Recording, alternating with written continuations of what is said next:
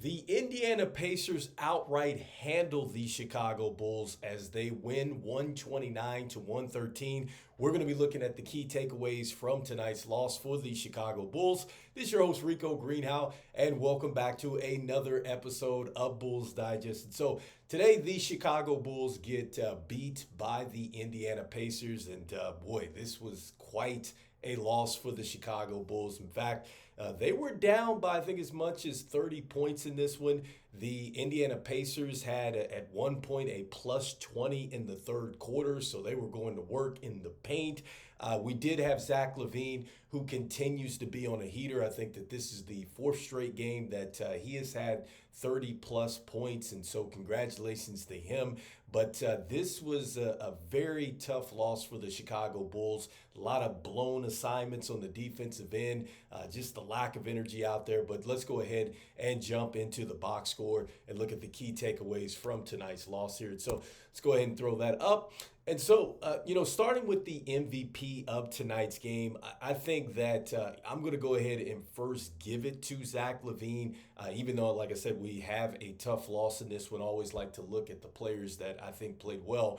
And Zach LaVine continues to play at a high level for the Chicago Bulls. I've been very impressed with just the way he's responded this year after all these talks in the offseason and things like that. He's responded like an ultimate professional, and I love the fact that he's just picked his spots. I mean, quiet as it's kept. He's shooting one of his best shooting, true shooting percentages. And also, too, it just looks like he's certainly mended that relationship with Billy Donovan. And I think that Zach LaVine's been in just a zone. And so 31 points, 4 assists, 4 rebounds. He did have a block shot. He was 12 of 20 tonight.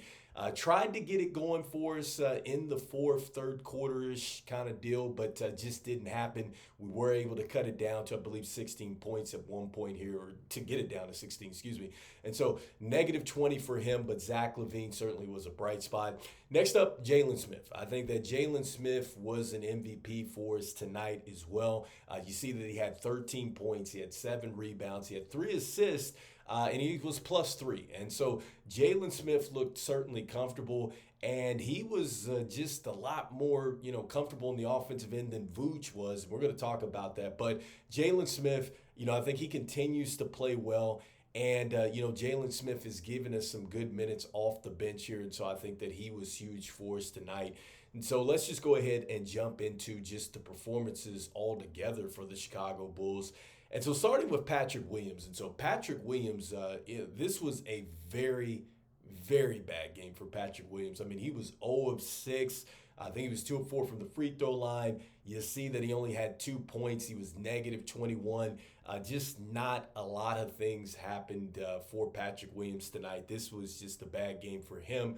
Vooch, look, this was a tough outing for him. I mean, he's played very well this season, but you notice that he only had 9 shots.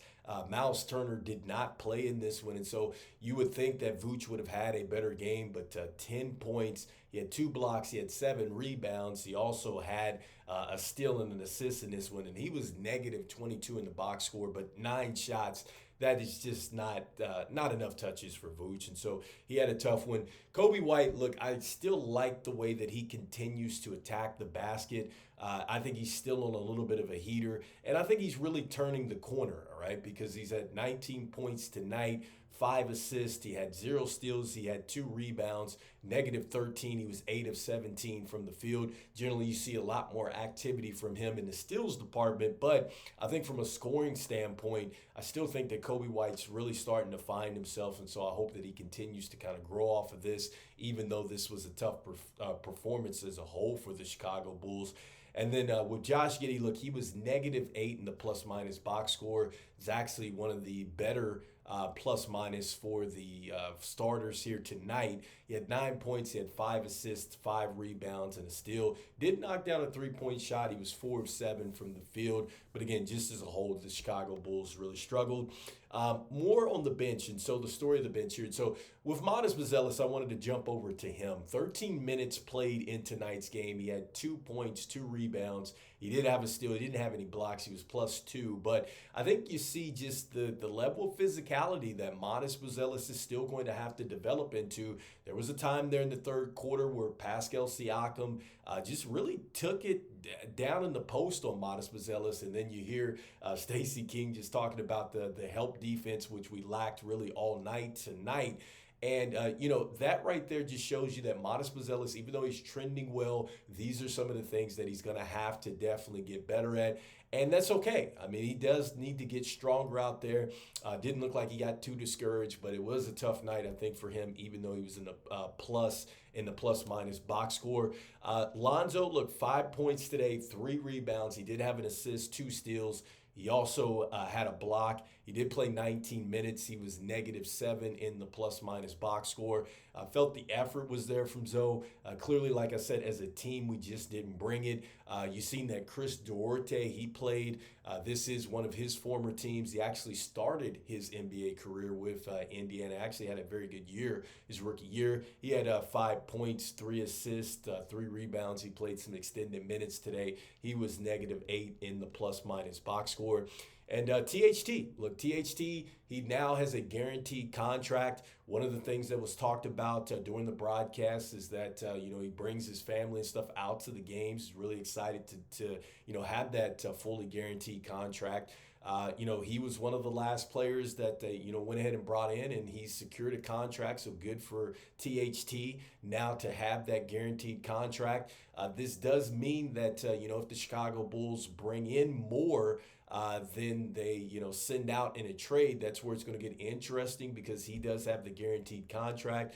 He did play well in this one. 8 points. He had a steal. He was +11, so good for THT after now having that fully guaranteed contract. With Julian Phillips, he knocked down a 3-point shot. He had 6 points. He had an assist. He had a block. He had 2 rebounds. He was +4. I think that he's definitely comfortable shooting that corner ball, so you see that. Dalen Terry, 2 points, a rebound, and assist. He was -8.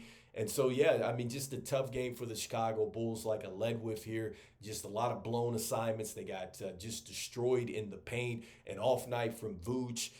Zach LaVine, I think he had to be even more assertive than what he has been in order to really help this team kind of get back into position. So just not a great night for the Bulls. And so as we look at the box score, just some of the key takeaways from that is just the total rebounds. The Pacers, they dominate there 46-39. They lead in that department. The turnovers were another story for the Chicago Bulls. I mean, that was really bad for us tonight. 18 turnovers to the 13 of the Pacers, so just really extremely loose with the basketball tonight. Fast breaks, Bulls 12-8 there.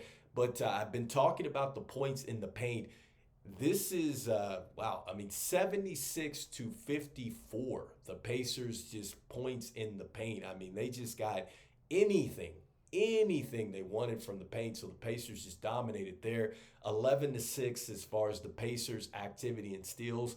And we were active in the block, 7-1 there, so give us credit there. Only 23 assists tonight. We shoot 51.2%, 34.3 from 3. The Pacers 51.5 and 34.5 from the field. They got to the free throw line a lot more. They got 24 free throw attempts. I just talked about how the Pacers lived in the paint. They were 15 of 24. We were 13 of 19 from the free throw line. And so, look, this was a tough loss. I mean, there's just not very much to say here. And so this is the ups and downs that we get with this team. One night, they look like that they could really compete with some of the best. But then, with the team as constructed now, it's just going to be tough for them to really compete with anybody in a 7-game series. But for the most part, the Bulls have really been locked in. This was a tough loss. We know the Pacers have been there before. Their offense is really clicking, and they're starting to really get on the right track now after a slow start. And so for the Chicago Bulls, you get a chance to see a team here that is probably going to have a say about something in the Eastern Conference, but this just shows you that this team still has just a lot to really improve on. There's a lot of mistakes that we continue to make. And don't get me wrong, I mean, you're never going to be perfect on a game-to-game basis, but we did see a lot of silly mistakes that we've been talking about with this team. And we know defensively they struggle, even though, for this last month they've been playing some very good defense, but still, if you're not a very good defensive team with the personnel, especially not having Ayo out there, you always have to have your effort. And I think that just wasn't there today. So anyway, let me know in the comments what you think about this loss with the Indiana Pacers. Love to hear what your thoughts were, what your real takeaways from this game. And so I just want to thank everybody out there for liking, sharing, and subscribing to the content. It means a lot to us here at Bulls Digest as we try to reach 5,000 subscribers by the end of the NBA season out there. I wanted to let you know about 66.8% of you that watch are not subscribed to the channel, so make sure that you go ahead, slam dunk on that subscribe button for us, as it means a lot as we try to reach that subscriber count. Look, even though it's a tough loss for the Chicago Bulls, even though we got a lot of trade rumors and talks out there, bottom line, like I say all the time, this Bulls team has got to focus in, get better, and control the things that they can control. But the front office needs to have a plan as to how they want this team to really look long term. So tough one tonight. We'll be back against the Washington Wizards. We'll be talking about that. I'll see you guys on the next one. Go Bulls. All right, peace.